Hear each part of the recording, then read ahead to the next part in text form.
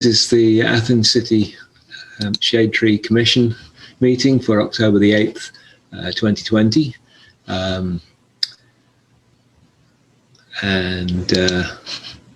We have no Title 33 issues to make a decision on. I'm going to just report on the walking tour that I did with Jessica Aldine, the city engineer, and Anne Bonner, and of the work that's proposed for West Union Street. It starts down near the, I think it's the Hocking Conservancy building, towards the end of West Union, just by the bridge. It's over the river, and it continues all the way along until you get to Schaefer Street. The main impact of the work, I think, is going to be minimal as far as the trees are concerned. I think Jessica's got some good ideas on how to protect the trees, and she definitely wants to save as many as she can. Unfortunately, the trees that we really want to save are on the south side, and it looks practical to save them. At least that was my impression as we walked along there. The north side of the street, there aren't really any planting opportunities, and there are very few trees on that side of the street until you get to the West Union Street Cemetery. We did identify a number of sites that Jessica will hopefully be able to plant some trees in towards the end of the project. And she's got some ideas about how we can certainly save, as I say, the trees on the south side in particular, which are many of them large shade trees and doing a good job. And so I think it's vitally important that we save as many as we can of those. Anne, did you want to add anything at all? I do. I'm not as optimistic as you are, David, about it. I think it's going to be a engineering challenge and a construction challenge to save these trees, this project. I mean, when you think about what they need to do, widening the road and then adding a recreational use path next. So these trees are big, they're old, they're structurally sound and healthy. So I think they're worth protecting. And I think Jessica is superb, and I really appreciate her efforts and her expertise. But it's one thing to design great plans. It's another to have a contractor adhere to them.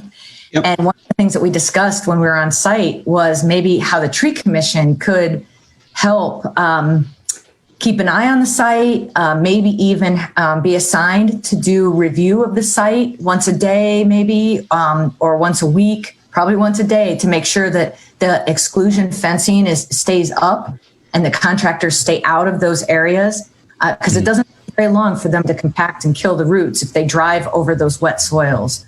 So that's not something the city has the resources to do, in terms of enforcing every day. So there, that's my take on it. Okay, that's good suggestion. I think that's certainly something some of us on the Tree Commission can do, and having experienced the work that's being done on Stimpson Avenue at the moment, I know that contractors don't always follow the best practices. Yeah. Any questions at all from the commissioners? Okay. I got an email from David Riggs about Menards. I don't know, David, if you've got anything to add about where we are in terms of either getting the trees or getting the payment. Hi, David. Yes, what we've got here at Menards is 370 trees that we can use. Menards will give those to the city that we can use throughout the city to plant now that they're open. The agreement was that once they open, they'll be able to provide and install 370 trees to the city for projects that they need. So that's a great thing. We just got to find out where where we'd like to have those trees planted. Okay. They need to be large shade trees. That's one of the constraints that we always have with our trees. Also, are Menards going to plant them, or is the city going to have to plant them? The way I read the agreement is that they will be large shade trees. We can actually select the species, and that Menards will supply and install them. We'd have to water them, of course, and maintain them. Okay, well, that's good. That's good. Thank you. Any questions on that? Yes, Anne?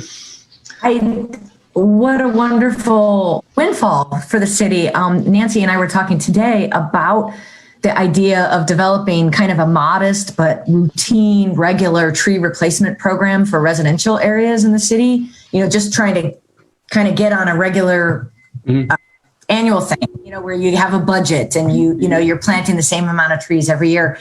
And one of the things, this would be perfect start to this, although it's a lot of trees, and 370 trees is a lot to take care of, planted at once. But I guess maybe what we should do as a committee or even individuals is start developing a spreadsheet on planting locations. Fall is a great time to plant. Maybe what's the timeline, Dave, on how fast could we plant these over 2 years? Or they actually, what I don't think they want to do is plant them all at once. That'd be a real burden on anybody to try to maintain those, to keep them alive. So what I would maybe suggest is that we find a smaller project, we plant a few down the road. There's not really a deadline associated with how long it will take for us to get those trees in. So if we could do a few at a time in selected areas, I think that would be ideal for the city. Good. Okay. That sort of brings us on to the next item, which Nancy asked us to put on as a sort of permanent item under the maintenance tree canopy, and that's plans. I guess it's up to me to try and pull together some of the plans that we've had in the past. Well, not plans, but identification of sites that Alvy and I did a number of years ago.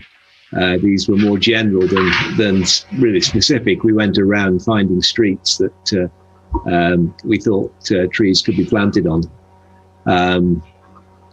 I'm not sure how we will proceed at that point, but certainly that I think is where we need to start. I got some somewhat disappointing news from Andrew Chicky today that the city isn't planning to plant any trees in the fall. I'm not sure why that is. I've sent a question back asking if it's a budget issue or what is really at the bottom of this, because traditionally we have planted trees using city funds, and I'm not so sure what the Tree City USA report is going to look like for this year. Again, I've asked Andrew about whether he plans to fill that out or not. He also pointed out to me that we have, I think, a vacancy in the city for a landscaper. I wasn't even aware that the city had such a position. Peter, do you know anything about this at all? I believe that there are two people that are landscapers. One, we actually certified one as an arborist, and this all revolves around when the city had to take over the cemetery, specifically the one on West Union. And so we inherited a lot of trees and a lot of space. They reside under lands and buildings, so that's where they work out of. Okay. I'm just seeing if I've got the email from him. Yeah. There's a head. They've got a head landscaper position that's vacant, and grounds crew positions that are vacant as well. And so he says they're going to need volunteers to help with planting if we do any planting. which again sort of puzzles me, because in the past what we've done is we've had Five Springs or whatever nursery it was that we bought the trees from to do the planting and then maintenance for the first year. Yes, Anne. Is that on the city's website posting? I'm sorry, can you say it again? Is that job posting on the city's website? I don't know. Peter, do you know if it's posted anywhere? No, this is the first I've heard of it. The city administration doesn't come to us with all of their staffing changes. So no, I would assume that it would be posted if it hasn't already been. I guess HR director would probably have a better idea about that. Okay, I might contact him and find out. Mm-hmm. Yeah, I mean, we might be able to forward it to people in our circles. There's a lot of young people that are interested in trees and landscaping that might want to get their start with the city, in this way. Yep. So it'd be nice for us to be able to kind of get the word out. I will follow up with Ron on the positions. Okay. So in terms of this item of planning that Nancy wanted to have included, has anyone got any ideas at the moment other than just collecting sites that don't involve me in lots and lots of time? Okay. Anne, can we hear your suggestions? Well, you guys should go first. I don't even live in Athens. But I've got a lot of ideas. If there aren't better, they're not probably the best ideas, but they're just some to get us started. Do you want me to just throw them out just for the minute? Yes. Something to think of? Yes, please. Okay. West Union, the HDL Center, is that what they call it? That Harold Laughlin. There used to be a lot of trees between the curb and the parking lot there. And most just died over the years. It's not the best soil, but we could definitely plant at least 10 there. And I think if we went with hackberries or Kentucky coffee tree, tougher trees, I don't think we made the choices the last time around. So that's number one. I think we could do some really neat things with some of the highway interchanges. We need height in these interchanges. There's a gigantic green space between the highway Menards and the highway patrol. We could easily do some beautiful stuff there with bald cypress, just some clusters of trees, low maintenance, and reduce mowing costs, and really enhance the look of our city as you enter it from the east. Also, the interchange on East State Street that has the little foo-foo plants at the base for stormwater. Oh my gosh, Jane, it's really cute. Your cat's a fan. And then just one more, just off the top of my head, is Jackie Klopfer and I, we inventoried Elmwood years ago. Elmwood's actually lost a lot of tree canopy over the years. Yes, they do have some big trees, but they're mostly big sweet gums, which aren't the best street tree. There are a lot of tree and this would be an easy place to replace trees because number one, they're really good.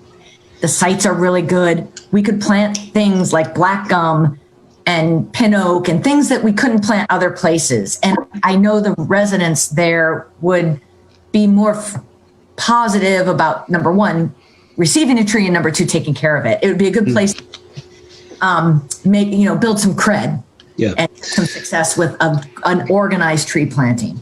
So there's 4 sites. Well, what was the second site on East State Street? I didn't recognize it. Oh, we got distracted because of Jim's cat. The second one is the interchange by East State Street. There is a that round bowl of green space as you come off the highway onto East State Street. 33 in East State Street. Yes, yeah. There is a planting there that the Soil and Water Conservation District did, but it's real small. And it's actually got some cottonwoods growing in it. Volunteers, I'm all for it. But it needs to plant some sweet gums out above it.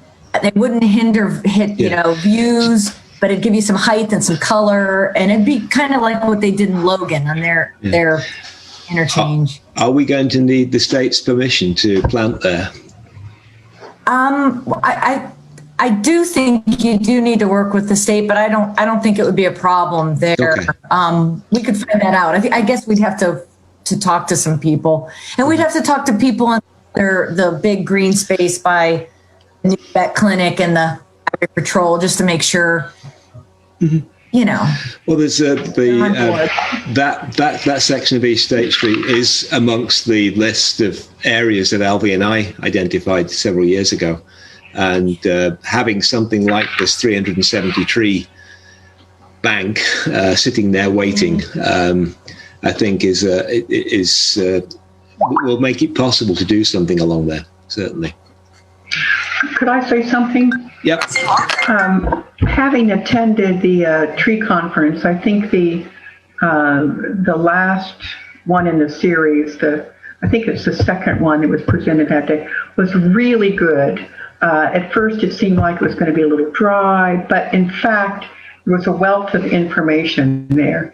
And one of the things that came out is the man giving it, who's been an urban arborist for a long time, urban forester, is that he reckoned that 77% of the money spent in the urban forest is wasted, largely because the trees are not they're not planted correctly, and then often not watered. And the big thing is the biggest thing in holding back an urban forest is that the young trees are not trained, which is a real surprise to me, that is such a big deal. But I don't suppose any of this tree money from Menards can be converted into maintenance work, but I think the idea of spreading out the plantings is a really good idea, because then there's a better chance. In the meantime, maybe we can get the city more involved in the maintenance work, like limbing up, doing everything properly so that the young trees, like we see on West Union, that those trees that were planted have not been, there's been no training involved as far as I can tell with that. Yeah, I'm assuming when you say training, you mean crown lifting. Yeah, I think, Anne, can you tell us more what they mean when they say young tree plant training?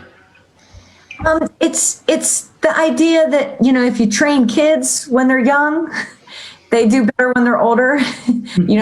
Trees and kids are the more pliable and more open to direction. And so it's not an expensive endeavor. It's not a highly technical thing that you have to do to your trees.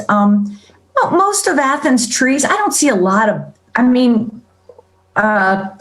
just general lifting, cutting outside the branch color, making sure you get the stakes off. I wouldn't say you guys, you do a decent job of that. I think in the past, what I've seen. Well, I think one of our problems, with some of the trees just take a beating, from the kids and from soil compaction and. Yeah. But my concern is that if Menard is going to plant the trees, seems like a great idea, but only if they're planted correctly. Yes, we should have specifications, and I can send those out for you guys to give to Menards, some specifications, or you could just Google, the ISA and the Ohio Nursery and Landscape Association has specifications that you can hold contractors to. Yeah. It's just, I think a lot of people think just like teaching, I went to school for years, I know how to teach, I know how to plant a tree. You just dig a hole and stick the tree in, so. Green side up. Right, right. Good tree member. I'm intrigued. I will send that out tomorrow. Good, thank you, I appreciate that. Yeah. I'm a little bit surprised his data methods allow him a precision of that it's 77 and not 76 or 78%. I know. Isn't that interesting? Yeah. No, it's usually. Yeah, but it always raises my suspicions about whether they're just pulling a number out of the air at that point.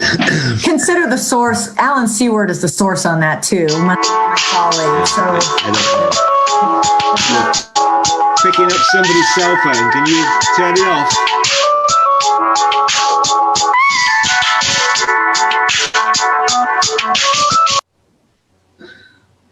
Okay, I think Scott silenced it for us. Thank you. Yes, and Scott has posted a note in the chat that the only position that is currently posted by the city is an IT support intern. So I'll go back to Andrew and Ron and find out if these are actual real vacancies or if they're just positions that aren't being filled at the moment. Okay, so I will begin a spreadsheet, I guess, or continue a spreadsheet. I think Alvy and I did something like this a while ago, and see where it takes us. Is there anything else that we want to talk about this evening before we move to the minutes of the last meeting? Well, Nancy and I were talking. We were so impressed with the tree conference, and we sort of narrowed down, or I narrowed down to at least two of the talks. And I can't remember how long they ran, but we were wondering if that's something that we could include, maybe a whole one or part of one at the end of a meeting, particularly if we have a nice short meeting, then to sort of get us all up to speed rather than each of us trying to go back.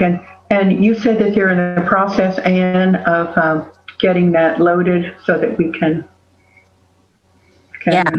hope to have those on the DNR YouTube.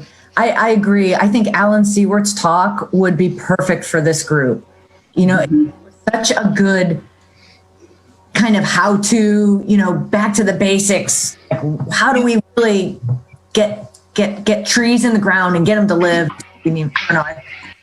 Yeah, and also it was an hour, so it's just an hour. Right, and he did. They did research. They went around and talked to Tree City USA cities, and they interviewed them. And then later, his wife said, "Well, yes, that's what you figured out, but how effective are those trees?" So then they went back and figured out a way of scoring the effectiveness, and they came out with some sort of different answers. So that I thought that might be really interesting. So, and we may find out why it's 77 instead of 75. Okay, good. I've just joined the meeting. Can you hear me? This is Nancy. Hi, Nancy. You're coming up as Lee Gregg at the moment for some reason. I finally got in. That was because I forwarded her Lee's email. Sorry about that. Oh, okay. Right. Anyway, okay. I wanted to add my voice to the same suggestion. It was really quite helpful. I mean, I thought it was, and I think it would help all of us as a group. Good. I think as a group it would be. Okay. And did anybody get a chance to look at the iTree website? Yes. I haven't got to the part where it tells you how much it costs. I did a little bit of research, and I found that the price of the software goes up with what you want. So if you just want like a percentage of tree canopy, it's fairly inexpensive. But if you want a breakdown of species and health of species, it could add up to quite a few $1,000s. So how much is it for the basics? Offhand, I don't have the exact amounts. I think the basics are like less than $100, which I think is just percent of tree canopy. So it's a bit complicated. I'm still trying to sort it out.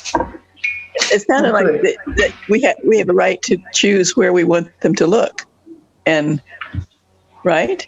And then it measures how many of those places have trees. Isn't that the way it works? I believe just for measuring the tree canopy, yes. Yeah. What else would we need? I mean, that I thought would be a step forward from where we are now. It would be information we don't have precisely, is what is the percentage of the city that is in canopy. We've approximated it 25, 30%, I believe. It was measured 20 years ago. Okay, 20 years ago. Yeah. Okay. It's nothing recent, I don't think. Right. I spoke with Paul Logue a couple weeks ago, and he and an intern had been playing around with iTree a little bit. So it might be worthwhile to talk to him to get his insights. Just as an urban forester, and we went through this with OU, inventories are good for two things: management or sales. So to prioritize your management. Hey, how many trees you got to prune this year? How many trees you got to train? Because you can look at how many you planted in 1999 and how many you planted in 2000. And then the other thing you do with these iTree inventories is you can kind of figure out what you have and the ecosystem services, and it's a sales tool to leverage funding for this asset that you have and this capital asset. I mean, at your stage, I think you got 370 trees that you have to plan for. I'd focus on that first. That's a great, and maybe work on some organizational things that you can do to make your group stronger, figuring out how to better integrate with the city departments and be helpful to them and have a voice with them. It's a great exercise working with Jessica and Bob Hetty at the engineering department. I learned so much. There's a lot that they do that's related to urban forestry, and we could have a better role in that, I think. So I don't know. I'm not a big fan of inventories because, number one, they cost money and they take a lot of time. And remember, Jackie Klupfer did an inventory for the city, and nothing. What came of it? And you did the one in 1992, and what would we do with it? Just some things to think about. Mm-hmm. Yep. Okay. Anything else? Well, I was thinking for our goal, if we do try to set up a kind of plan of how we would like to have the city help establish help grow our inventory, having a specific way to measure that would be helpful, I think. Don't you? I mean, it seems like a specific way of saying this is what we have and this is what we'd like to have. Yeah, I agree. When I worked for the city of Upper Arlington, my whole job was keeping the inventory updated. But they had an urban forester, and they had somebody they paid me to go around and make sure, because every time you do something to a tree, that the inventory needs to be updated and stuff. And it is a really cool tool. And if you have somebody that's really computer savvy, you could even do it on Excel. Like, some of the best inventories could just be on simple software. But unless there's somebody that's really, I don't know. I don't want to dissuade you. If it was something you really wanted to do and you guys could figure out how to do it and maintain it, great. Well, this what I'm saying is a one-time only thing, and you get a picture. It isn't one time only, because if you want to use it as a management mechanism, you've got to do what Anne was describing and maintain the tree inventory and then do time comparisons every year, every 2 years or whatever. Yeah, well, you do it again and again, but only a shot. Yeah, but it's work to maintain it. That's the challenge.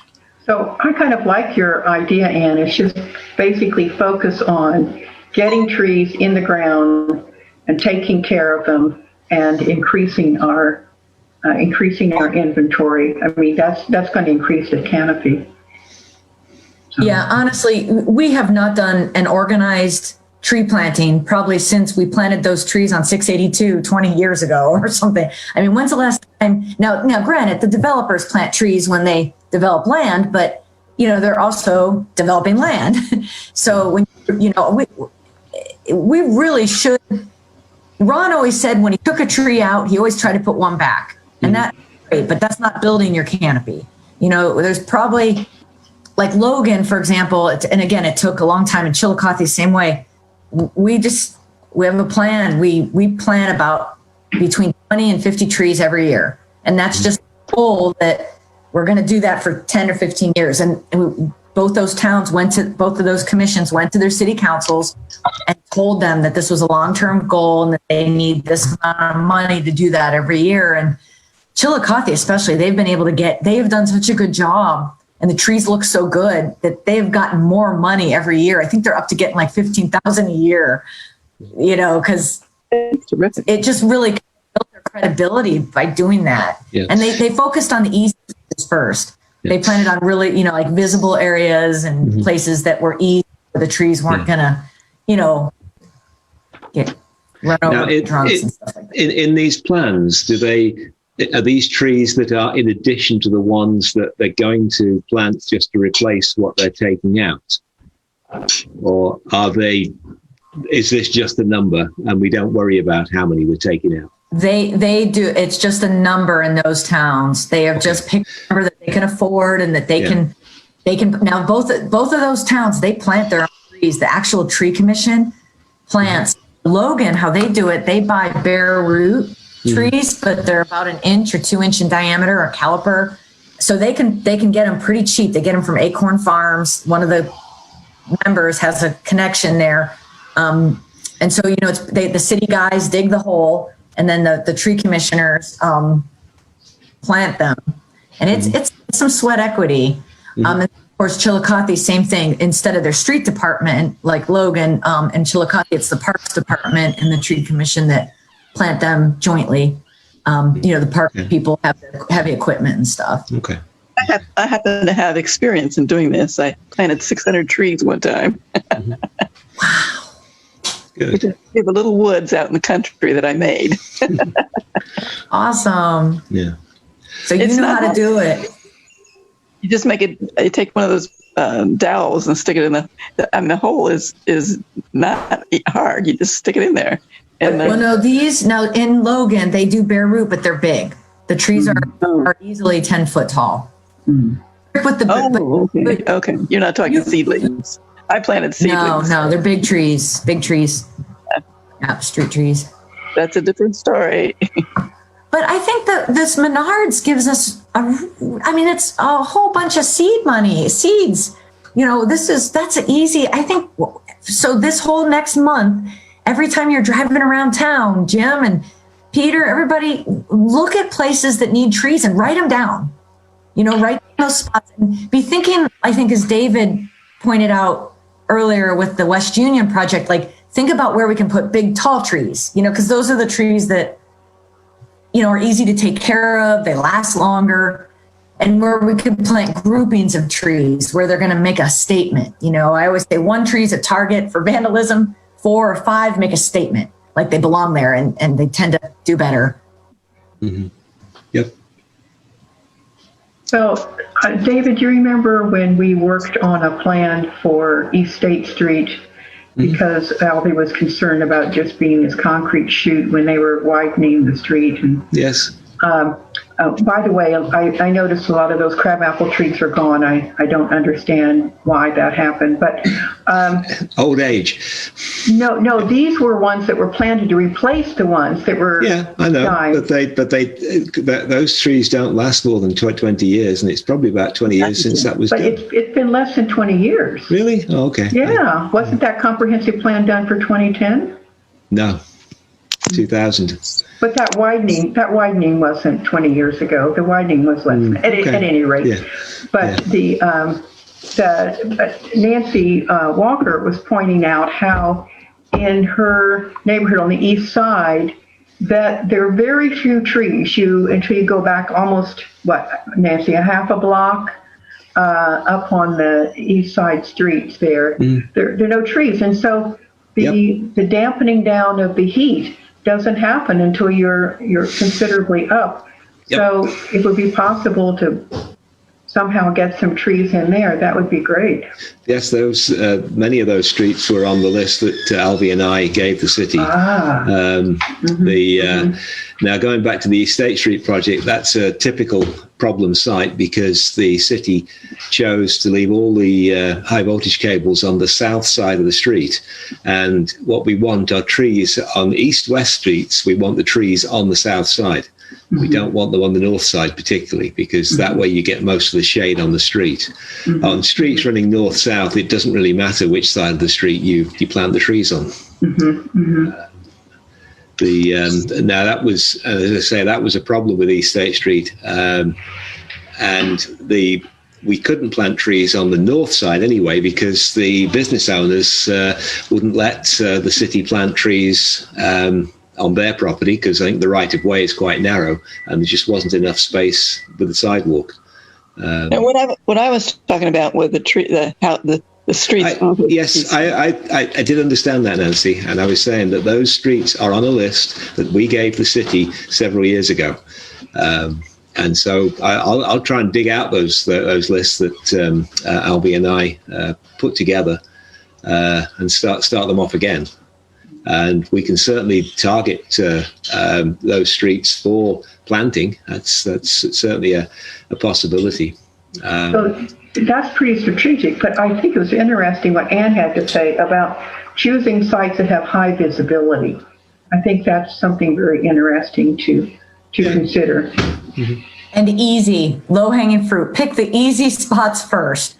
Yeah. You know, like maybe where you're not going to have conflicts, you know, where people aren't going to give you a hard time. Plenty of those places, I think we could really make some positive differences. Yeah, because one of the issues when you get into the residential areas is you really need to, at a minimum, you need to inform the owner what you're going to do. It would be nice if we had time, and I don't have time, to go on knocking on doors and talking to people about planting trees on their adjacent to their property. But all this, as I say, takes time, and I think the minimum we have to do is certainly send a letter to the adjacent property owner. And I think it's important how that letter's worded. And I also think this is where the neighborhood associations would be very helpful. Again, I don't think you're at the stage where you got to force anybody to take a tree. There are so many plantings. There'll be plenty of people that want trees, and then you know the people that don't want them. They'll be knocking on your door later. Believe me, that's usually how it works. But yeah, the neighborhood associations, I could imagine they could kind of get the word out. I don't know.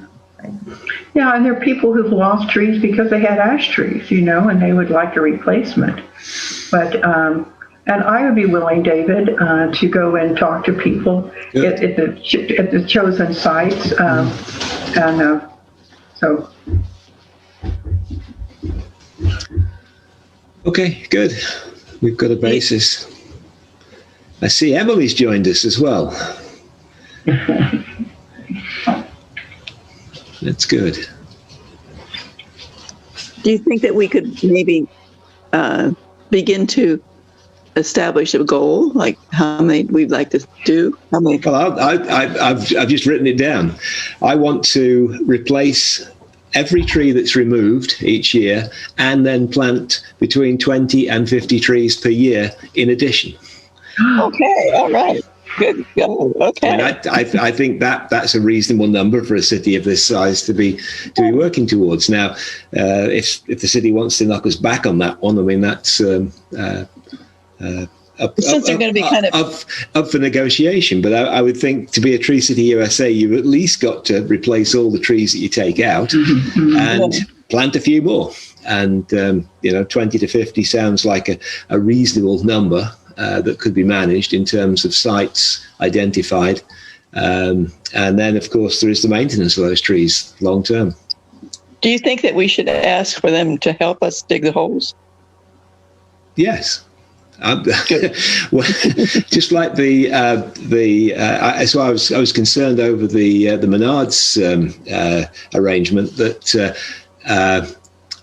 we weren't going to be digging the holes.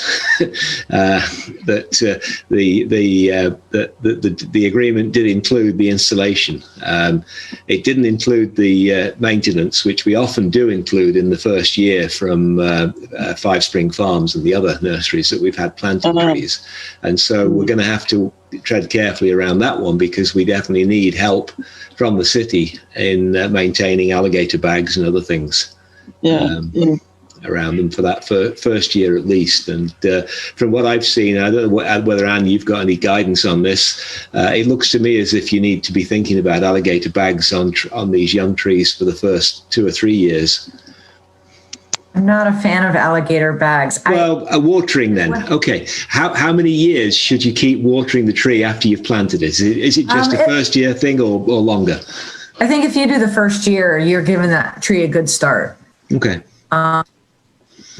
If if there's a drought, you might want to carry on that second or third year, but that first year is crucial. Oh yeah. I think it would be helpful to figure out what city department would kind of lead the charge on this regular tree planting. Is it code? Is it parks? Is it streets? I just don't know. Well, maybe we should ask city council to help us decide. That may be what you have to do, because from what I understand, we've got an engineering and roads department, we've got a recreation department, and by the sound of it, we've got some sort of maintenance of the cemeteries department. And these are all areas where you could find people who might be expected to maintain landscapes in some shape or form. But there has never been any clear role defined for the city overall in terms of management of that. And I think when we had Ron Lucas, he did try and get cooperation, particularly with the recreation people, to get things done, for instance, on the bike path. Yeah. But, can I just put a plug in, and you guys might disagree with this, but so if there's this empty position at the city, and there's this idea that we need landscapers, and I remember Colton and Dane, hardworking guys, but I remember in the winter they, would not have work to do, and they'd be up picking chickweed out of the flower beds and stuff. And in my mind, in my little pea brain, I was like, you should be mulching trees or pruning. You train. yes, exactly. Yeah. But see, they weren't tree people. They learned to be tree people. Yeah. They were really great. I worked with them a lot, and I was really sad when Colton switched jobs. But it really should be focused on trees. I mean, to me, the flowers are fluff. The trees are capital assets. Yeah. And I guess I'm only saying this amongst us so that when you guys talk to council, that you can reinforce that. It's the trees.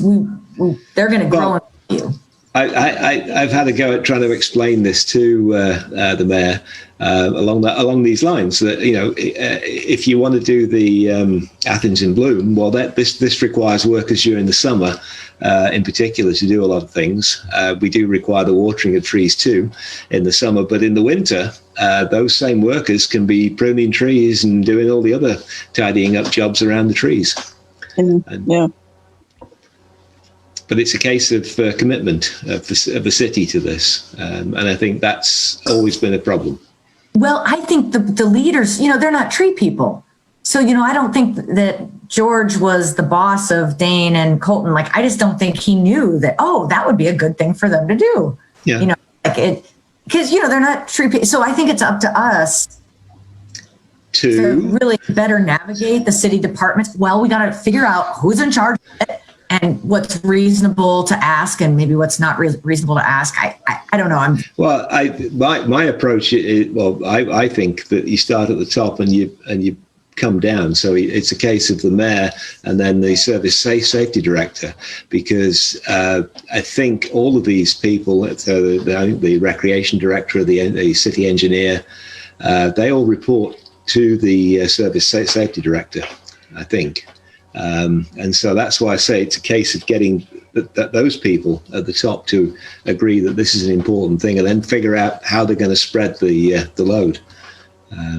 Where are the positions going to be that will do this? One of the things that that Anne had said once, not too long ago, about it. This is just another thought about locating trees. If we each took some time and drove down a certain neighborhoods, and looked for spots, and that might be a way to broaden our scope of where we want to plant trees. Yes, I agree. That's fun too.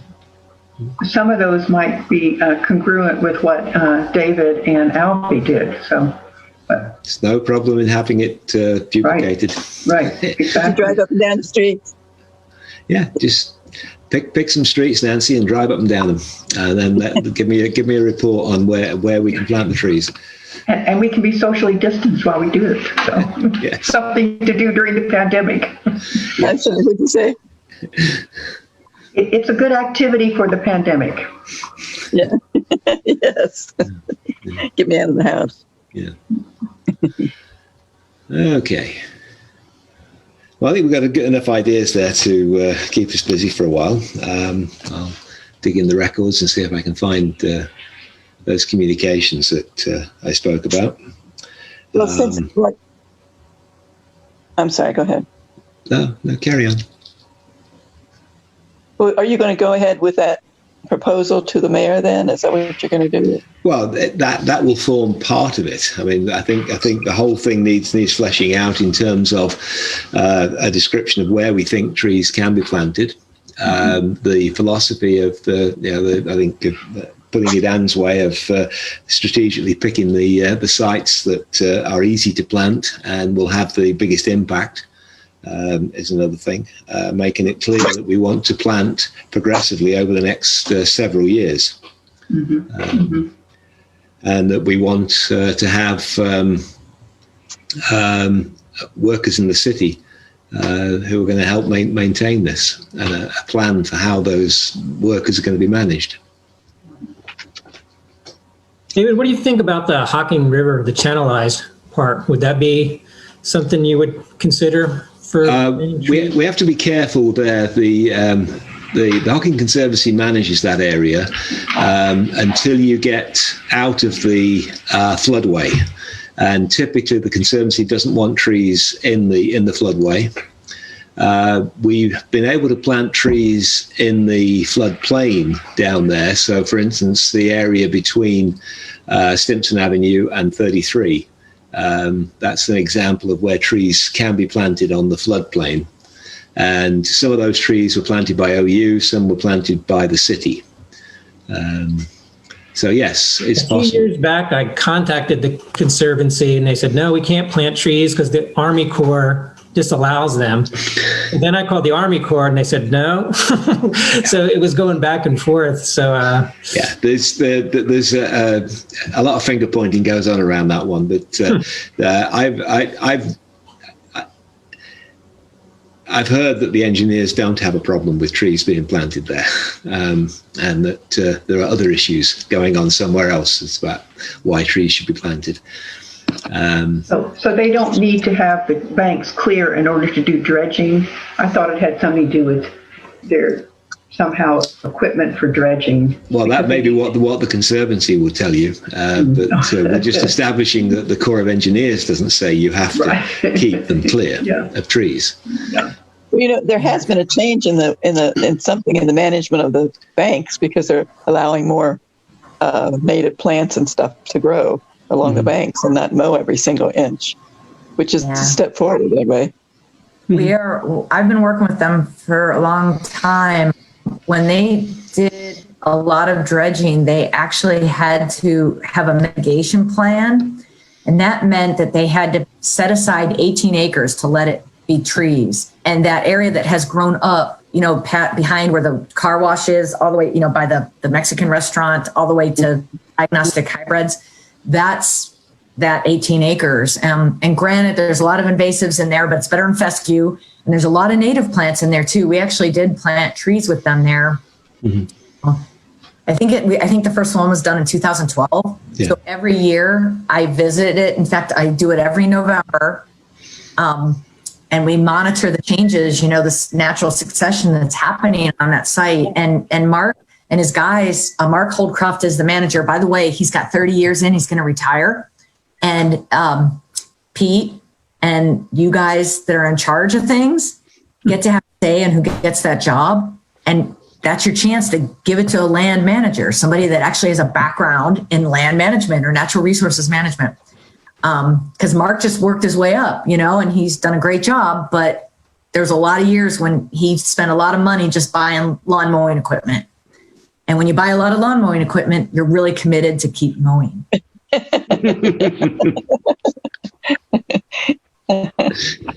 Just for clarification, the council isn't in charge of those hires. They all work for the mayor, so it falls under under his department heads and things like that. So those kind of suggestions should go directly to.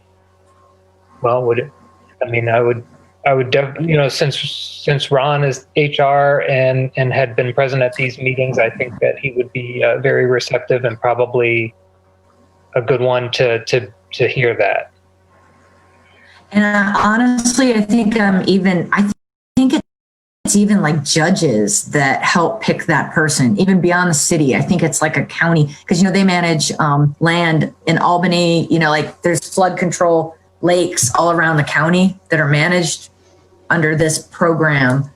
But it's just something, you guys all live in Athens, and they'll, it's a really important job if you care about the land. And hopefully.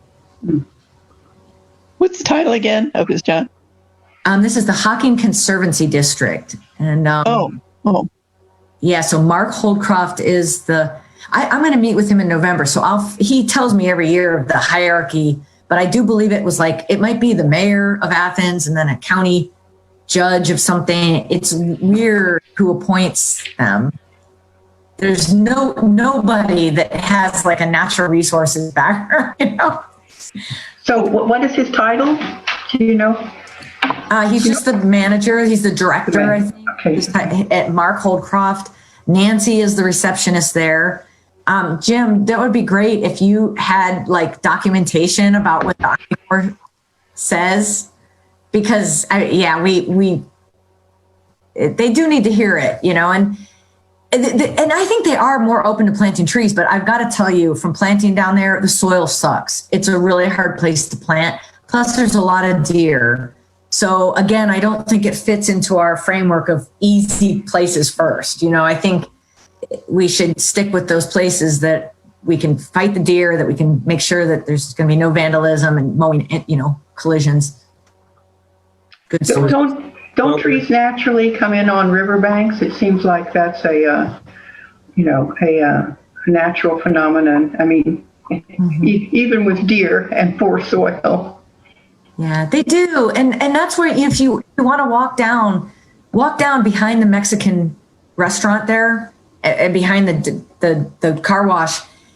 And they're neat the way they mow it. They mow it's like two big squares because, they always want to have access, and which is cool, actually. And now, for years when it was mowed as a hayfield, no one ever used it. No one ever walked down there. And every day when I was driving to work back before COVID, I would always see people walking dogs and jogging down there and just bird watching. It's really used now. And it's because they let it grow up. And it's fascinating to watch the succession of plants. So I don't even mind, there's a lot of pear down there, but again, I think pear is better than just having lawn. So, it's not going to be perfect, and there's so many birds. We had a fox once down there. It was cool. Well, I can tell you a bit more about the Hocking Conservancy. It's governed by one common pleas judge from each of the two counties within the watershed. It's got three directors, Abigail Saving, Tim Warren, and Alex Tyre. It's got two staff members, Mark Holdcroft, who is secretary and treasurer, and Nancy Ross, who is administrative secretary. So if you just do a Google search on the Hocking Conservancy District, that's what will pop up. So if you know any of those people, those are the people who probably have some influence in how the staff are appointed, I would think. Anything else for the good of the order before we get to the minutes? Actually, there was one thing I want commissioners to think about. I noticed in the information that Anne forwarded out on the shade tree on the Tree City USA, the tree commissioners only need to meet officially 6 times a year. These meetings are a strain, to be honest with you, in terms of just having online meetings hour after hour throughout the day. And so I'm looking for ways that I don't have to do so many meetings. And so I'll be interested in hearing, not now, can be later, people's opinions about whether we should reduce the number of meetings that we're having. And see if Well, I think we could just plan to skip December right now. I think that's a difficult month. It is, yes, and it could be that we'll just nominate some months that we will traditionally skip. I mean, we used to skip one in the summer, typically August, but with the shift in what the city does now, it might be better to skip July. December has been a problem month in the past in terms of getting a quorum, but as I say, it's quite a bit of work putting all this lot together, and we are using the resources of the city. We've got 2 city employees at each of these meetings, and so that's a cost to the city as well. So I just want to make people aware that that's what I'm thinking at the moment. I don't know whether something changed. I always thought it was 10 meetings we had to have a year, but looking over the document that Anne circulated recently, it just said 6. And They changed it. Okay, we can easily meet 6, and I think that would be too few to have. But I'm certainly of the opinion that there are times when we probably don't need to meet. But obviously, when there's a need for a meeting, we will have one. And hopefully there will be more developments for the city in the future, and we will have to have meetings for those. So with that, I'm going to share my screen with the minutes, see when I can find them. Yes, here they are. Okay, so here are the minutes of the last meeting. I did circulate them yesterday. I've not received any comments that indicate we need to make some changes.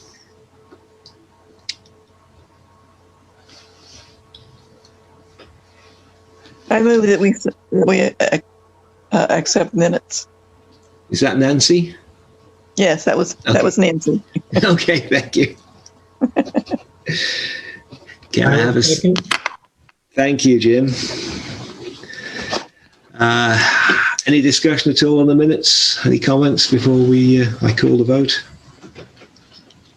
Okay, are there any objections to approving the minutes? Hearing none, we have minutes of the last meeting. The next meeting will be on, if I can pull up my thing just to remind myself, because I know I put it there, November the 12th. And as we just discussed, that may be the last meeting for this year. But let's see how things go. And with that, wish you all good night.